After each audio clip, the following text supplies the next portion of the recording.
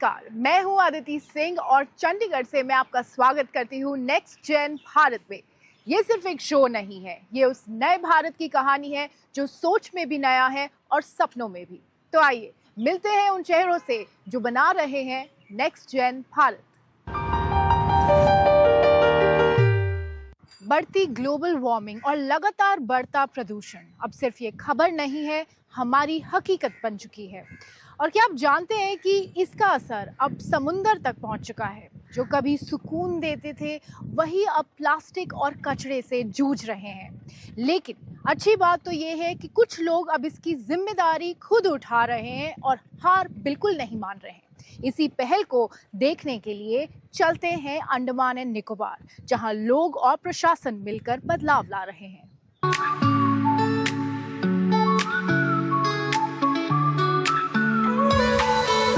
Crystal clear नीला पानी, soft white sand और vibrant marine life, ये जगह किसी ड्रीम वाइब से कम नहीं। अंडमान निकोबार का ट्रॉपिकल चार्म और अंडर वाटर ब्यूटी हर पर्यटक को मंत्रमुग्ध कर देती है। लेकिन दूसरी जगहों की तरह ये खूबसूरत द्वीप भी अब प्रदूषण की मार झेल रहे हैं। यही चुनौती स्थानीय प्रशासन और समुदाय के लिए एक अलर्ट बन गई है, जो अब मिलकर इन तटों और समुद्री जीवन को बचाने की मुहिम में जुट गए हैं। जब समुदाय साथ हो तो गंदगी के खिलाफ एक मजबूत संदेश बन जाता है। आज हम मौजूद हैं साउथ ऑफ पोर्ट ब्लेयर में, जहां एक community led beach cleaning organise किया गया है। प्लास्टिक कचरा, खाली बोतलें और पॉलिथीन आज भी बड़ी चुनौती है।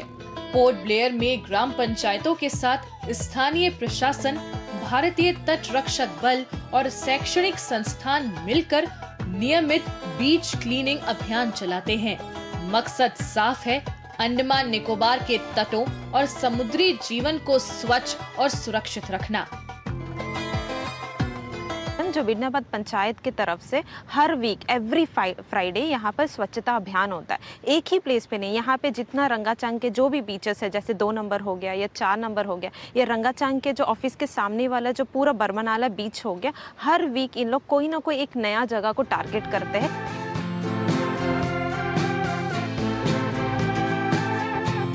कहते हैं हीरोज हमेशा कैप नहीं पहनते, कुछ तो समंदर की गहराइयों में जा करके जिंदगियां बचाते हैं।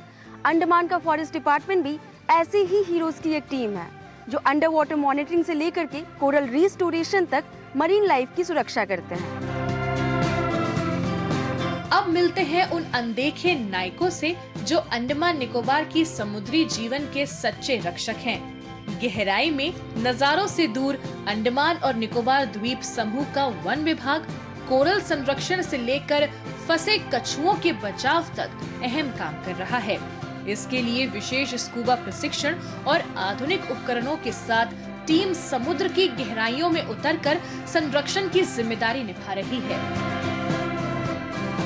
समंदर के अंदर ये हीरोज एक साइलेंट बैटल लड़ रहे हैं, घोस्ट नेट्स को हटाकर मरीन एनिमल्स को बचाने से लेकर इलीगल एक्टिविटीज को रोकने तक। ये डाइवर्स रोजाना ओशन की क्लीनिंग कर रहे हैं और रेस्क्यू ऑपरेशन भी, ताकि ये ओशन हमारे लिए सेफ बन सके। यहाँ के वंडूर क्षेत्र में स्थित महात्मा गांधी समुद्री राष्ट्रीय उद्यान सिर्फ प्राकृतिक खूबसूरती के लिए ही नहीं, बल्कि समुद्र और उससे जुड़ी प्राकृतिक दुनिया के संरक्षण के लिए भी जाना जाता है। यहाँ स्थित समुद्री चेतना केंद्र, जहाँ समुद्री कछुओं, मगरमच्छों, मैनग्रोव्स और कई दुर्लभ समुद्री जीवों से जुड़ी अहम जानकारियाँ भी दी गई हैं, ताकि लोग समुद्र के भीतर मौजूद इन अनोखी दुनिया को करीब से समझ सके। हमारी मुलाकात वन विभाग के फॉरेस्टर और स्कूबा डाइवर मोहम्मद हुसैन से हुई, जिन्होंने बताया कि विभाग समुद्री संरक्षण को लेकर लगातार सतर्क और सक्रिय है। वे नियमित रूप से समुद्र के भीतर निगरानी, सफाई और बचाव कार्य करते हैं, ताकि समुद्री जीवन सुरक्षित रह सके और पारिस्थितिकी संतुलन बना रहे। लास्ट ईयर हमने 1 lakh kgs of plastics around the beaches collect किया। पूरा Mahatma Gandhi marine national park, हमारा जो वाइल्ड लाइफ डिवीजन है, इन्होंने जितने भी बीचेस में कलेक्ट करके प्लास्टिक 1 लाख kg प्लास्टिक्स, आप इमेजिन कर सकते हैं कितना होगा क्वांटिटी, उतना kgs सब हमने रिकवर करा है बीचेस से और अंडर वाटर जो नेट वगैरह जितना है करके 1 lakh KGs, is a huge quantity. और उसके अलावा रीजनली हमने न्यूली इंडक्टेड जो फॉरेस्टर्स ट्रेनीज है उनके लिए हमने अंडर वाटर ट्रेनिंग करवाया था नेशनल कोस्टल मिशन के तहत, जिसमें सबसे इंटरेस्टिंग बात यह थी कि हमारे पीसीसीएफ सर खुद अंडर वाटर डाइव किए थे पूरे टीम के साथ, जाके उन्होंने अंडर वाटर जो ट्रेनिंग कंप्लीशन सर्टिफिकेट है उन्होंने अंडर वाटर दिया था। अंडमान निकोबार के ये प्रयास दिखाते हैं कि सामूहिक जागरूकता और समर्पण से ही समुद्र और प्रकृति को बचाया जा सकता है, ताकि आने वाली पीढ़ियां भी इसकी खूबसूरती देख सकें। बीच क्लीनिंग से लेकर के मरीन कंजर्वेशन तक जब सरकार, युवा और आम नागरिक साथ आते हैं तो बदलाव गहरा होता है और टिकाऊ भी।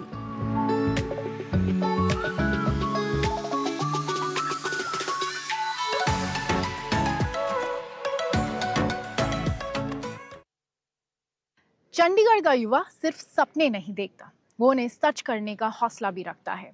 और ऐसा ही जज्बा हमें देखने को मिला है हरियाणा के हिसार में, जहां यहां के युवा किसान खेती को बना रहे हैं स्मार्ट और profitable. Poly house, mushroom farming और ट्रेनिंग के जरिए ये मॉडल ना सिर्फ कमाई बढ़ा रहा है बल्कि दूसरे युवाओं को भी इंस्पायर कर रहा है। तो चलिए देखते हैं कैसे पारंपरिक खेती को छोड़कर टेक्नोलॉजी और स्मार्ट फार्मिंग को अपनाकर खेती अब एक प्रॉफिटेबल स्टार्टअप में बदल रही है। हवाएं वही है, मिट्टी भी वही है, लेकिन खेती का अंदाज बदल चुका है। जहां कभी गेहूं धान ही पहचान थे, आज वही खेत इनोवेशन की नई कहानी लिख रहे हैं। ये कहानी है एक नई सोच की, जहां मेहनत के साथ तकनीक भी जुड़ चुकी है और यही बदलाव खेती को एक नए दौर में ले जा रहा है। हिसार के सलेमगढ़ गांव के विकास, जिन्होंने पारंपरिक खेती से आगे बढ़कर पॉली हाउस और मशरूम फार्मिंग को अपनाया, जहां मौसम का असर कम और उत्पादन ज्यादा होता है। अब उनकी खेती सिर्फ फसल नहीं, एक प्लांट सिस्टम है, जहां हर चीज तकनीक और समझ के साथ होती है। आज विकास केवल सफल किसान नहीं है, बल्कि एक मेंटोर, एक गाइड और कई नए सपनों के स्टार्टिंग पॉइंट बन चुके हैं।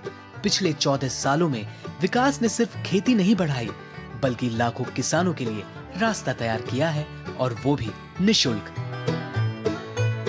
मैंने जब ये नेट हाउस फार्मिंग स्टार्ट की थी और आज तक मतलब मेरा 14 साल का सफ़र रहा है इस नेट हाउस फार्मिंग में, मशरूम फार्मिंग में। तो आज तक मैंने जो मेरे फार्म की बात करते हैं तो मेरे फार्म पे कम से कम 70 से 80 हज़ार लोगों को निःशुल्क ट्रेनिंग दे चुका हूँ, और साथ में यूनिवर्सिटी के प्लेटफॉर्म पे या फिर कोई संस्था के प्लेटफॉर्म पे जाके 1 लाख से प्लस फार्मर को वहाँ ट्रेनिंग दे चुका हूँ। विकास की इस खेती ने सिर्फ खेत नहीं बदले, गांव की जिंदगी बदल दी। यहाँ काम करने वाली महिलाएं अब सिर्फ घर तक सीमित नहीं हैं, बल्कि खेतों में अपनी एक पहचान बना रही हैं। जैसे मधु, जो पिछले कई सालों से इस फार्म पर काम कर रही हैं, जहाँ उन्हें रोजगार भी मिलता है और सीखने का मौका भी। मैंने 3-4 साल हो गए यहाँ पर काम करते हुए। किसी ने मुझे बताया था, मेरी मम्मी चाचियों ने, कि यहाँ पर फार्म पर काम चलता है खीरा का, और तब से मैं यहाँ पर लगी हुई हूँ। आज खेती मजबूरी नहीं रही, बल्कि एक अपॉर्चुनिटी बन चुकी है, जहां युवा अपने गांव में रहकर खुद का भविष्य बना सकते हैं। पंचायत प्रोत्साहन उठा रही है, युवाओं को आगे बढ़ा रही है, और युवा अपने पीढ़ी दर पीढ़ी आगे बढ़ने की पूरी कोशिश करें और कामयाबी की हासिल करने की वो चाह रहे हैं। जैसे हमारे डॉक्टर साहब विकास कुमार है, इनसे भी हम कुछ जानकारियां लेके आगे बढ़ना चाहते हैं और कोशिश करते हैं।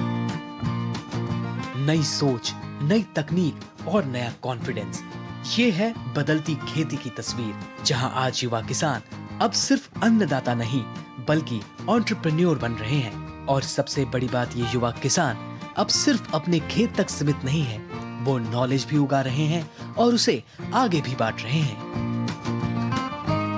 ये खेती अब एक सोच तक सीमित नहीं, बल्कि एक नई सोच का संकेत है। यहाँ के युवा अब अन्नदाता के साथ साथ उद्यमी भी बन रहे हैं, जिससे ये साबित हो रहा है अब हिसार एक एग्रीकल्चर का हब बनता जा रहा है।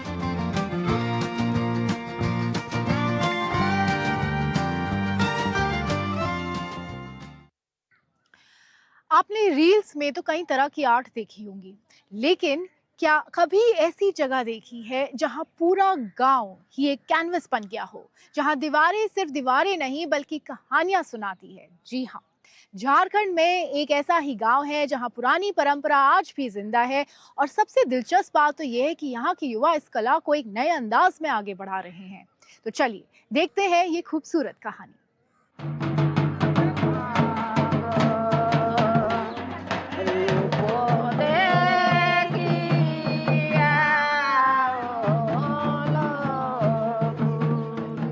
झारखंड की राजधानी रांची से दूर हम एक ऐसे गांव में जा रहे हैं जहां पर जिस गांव की दीवारें सिर्फ दीवार नहीं हैं बल्कि पूरी जीवित परंपरा है। उस गांव में सदियों पुरानी सोहराई पेंटिंग कला जीवित है और उसी गांव की तरफ हम आपको लेकर के चल रहे हैं।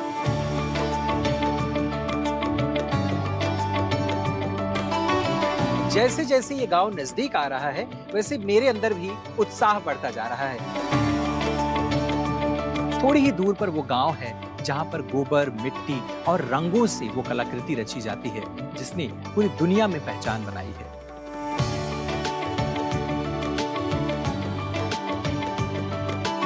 ये सफर अपने उस मुकाम पर पहुंच चुका है जहां खुद कला आपका स्वागत करती है।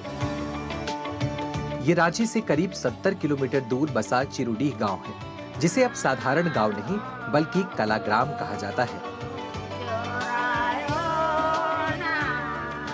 ये गांव और हमारे पीछे चिरुडीह आर्टिस्ट विलेज, और यहाँ की जो दीवारें हैं वो दीवारें काफी खास हैं। इसको मनीष ने लोगों के साथ मिलकर तैयार करवाया है। हर दीवार पर कुछ न कुछ कहती ये कलाएं, सोहराई पेंटिंग यहाँ पर की हुई हैं। कहीं पर बैल बने हुए हैं, गाय बनी हुई है, मोर बने हुए हैं, बिल्कुल उसी तरह जैसे चारों तरफ ये जो पहाड़ हैं, इन पहाड़ों में रहने वाले पशु पक्षी और जानवर। लेकिन सिर्फ एक दो थीम नहीं होती है, ये कला धीरे धीरे आगे बढ़ रही है और नई नई थीम पर भी ये लोग काम करते हैं। हमारी तरफ देख सकते हैं कि एक छोटा परिवार, सुखी परिवार का ये पेंटिंग किया हुआ है। तो सोहराई पेंटिंग अपने अंदर बहुत कुछ समाहित कर रही है और उसे नया रंग दे रहे हैं मनीष। इस आर्ट रिवॉल्यूशन के पीछे युवा मनीष महतो का विजन है। फाइन आर्ट्स के छात्र मनीष ने 2 साल में गांव को जड़ों से जोड़कर एक खूबसूरत टूरिस्ट हब और इको टूरिज्म मॉडल बना दिया है।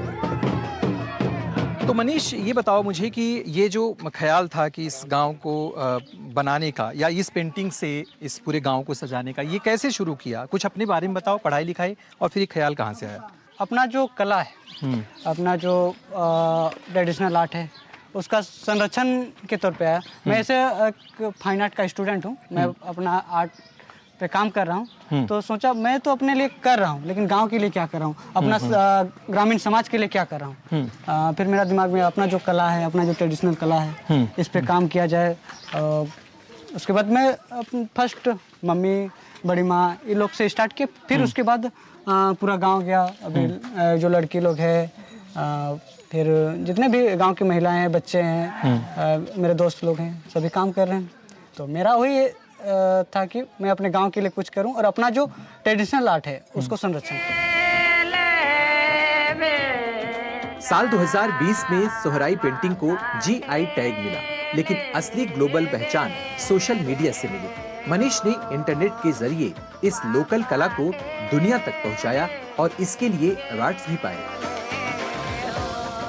मैं लगातार सोशल मीडिया में पोस्ट करता था। फेसबुक में मेरा फेसबुक महतो मनीष कुमार है, उससे मैं लगातार पोस्ट करता था और वहीं से मुझे मोटिवेट मिला था। मैं जैसे पोस्ट करता, वेरी नाइस, बहुत सुंदर काम कर रहे हो, इस चीज़ से मैं मोटिवेट होते गया और लगातार पोस्ट करता रहा। वहीं से लोग जुड़ने लगे, बोले वहीं से मैसेज भी आया, वहीं से काम भी आने लगा।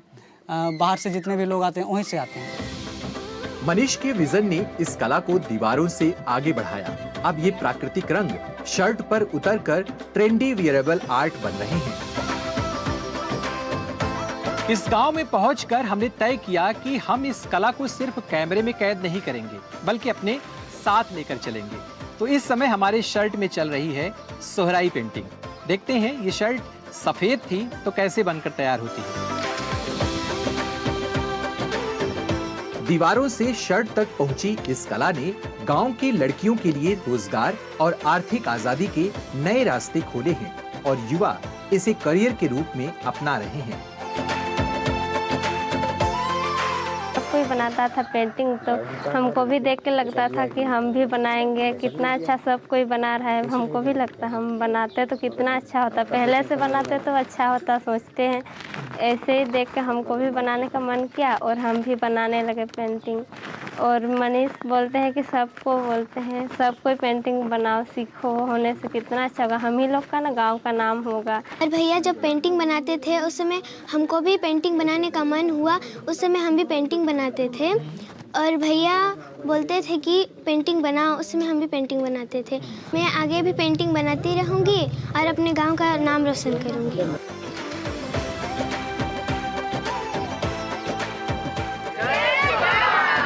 जो शर्ट सफ़ेद थी वो अब सोहराई पेंटिंग के साथ है और हमारे साथ ये पूरा युवा वर्ग है जो मनीष के जो दृढ़क्षा थी मनीष की इस पूरे गांव को बनाने की, सोहराई पेंटिंग से सजाने की, वो पूरी होती दिख रही है। और शायद हमारा जो नेक्स्ट जेन भारत का युवा है वो कुछ यही सोचता है कि क्यों ना अपनी विरासत और संस्कृति को डिजिटल दुनिया से जोड़ा जाए और उसे आगे बढ़ाया जाए।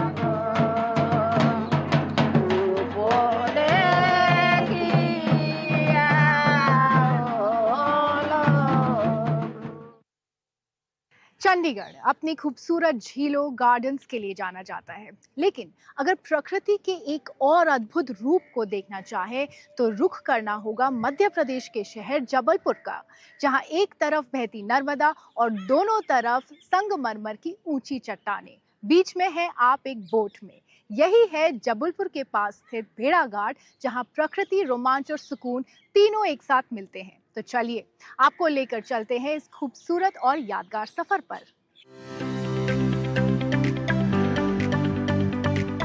नाव में बैठते ही आप पहुंच जाते हैं नेचर के बीच, नर्मदा नदी और संगमरमर की ऊंची ऊंची चट्टानों के साथ। यही है भेड़ा घाट, जेंजी के लिए परफेक्ट इंस्टा वर्दी डेस्टिनेशन।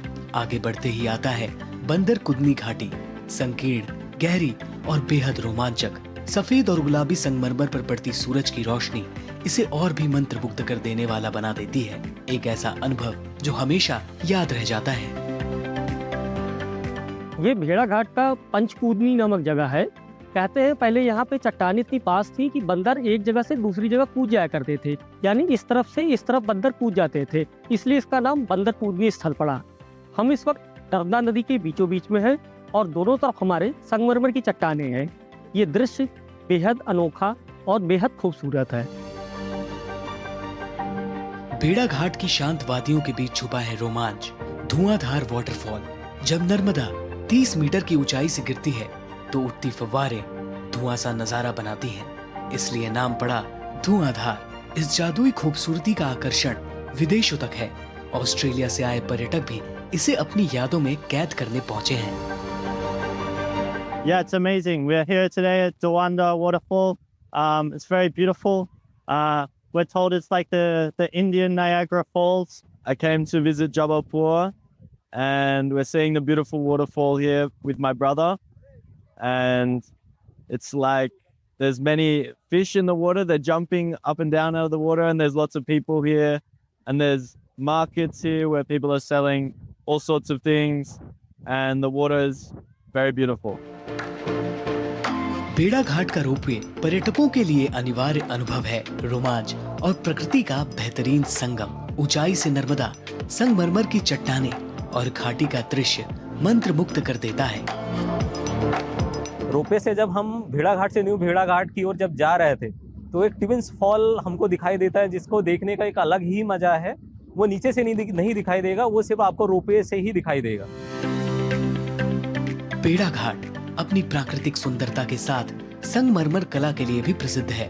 यहाँ कारीगर रंग बिरंगे पत्थरों से आकर्षक मूर्तियाँ और सजावटी वस्तुएं बनाते हैं, जिन्हें देश विदेश के पर्यटक पसंद करते हैं। यह परंपरा आज भी रोजगार का प्रमुख स्रोत है। लगभग 80 वर्ष से ये मूर्तियों का मेरा दुकान है। तीसरी पीढ़ी में हम लोग आ गए। पिताजी देखते थे, फिर हम लोग देख रहे हैं और हमारे बेटे और भतीजे भी इस व्यवसाय में आ गए हैं। भेड़ा घाट सिर्फ पर्यटन स्थल नहीं बल्कि आस्था का केंद्र है। नर्मदा तट पर श्रद्धालु पूजा अर्चना करते हैं, जहां प्रकृति और आध्यात्म का संगम मन को गहरा सुकून देता है। सुनते आ रहे हैं सदियों से कि ये एक बहुत ही बड़ा आध्यात्मिक स्थान है और महर्षि जाबाली के नाम पे, महर्षि जाबाली ने यहाँ तपस्या किया था, उनके नाम पे इसका नाम जबलपुर पड़ा। और माँ नर्मदा का एक बहुत बड़ा आशीर्वाद है इस शहर में। यहाँ से करीब 150 किलोमीटर दूर अमरकंटक से माँ नर्मदा निकली हैं। बेड़ा घाट सिर्फ एक जगह नहीं, बल्कि अनुभव है, जहाँ रोमांच, कला और आस्था एक साथ जीवंत हो उठते हैं। यहाँ की हर लहर, हर चट्टान प्रकृति की अनोखी कहानी बयां करती है।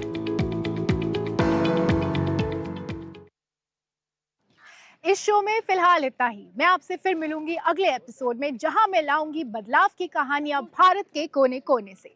तब तक के लिए नमस्ते।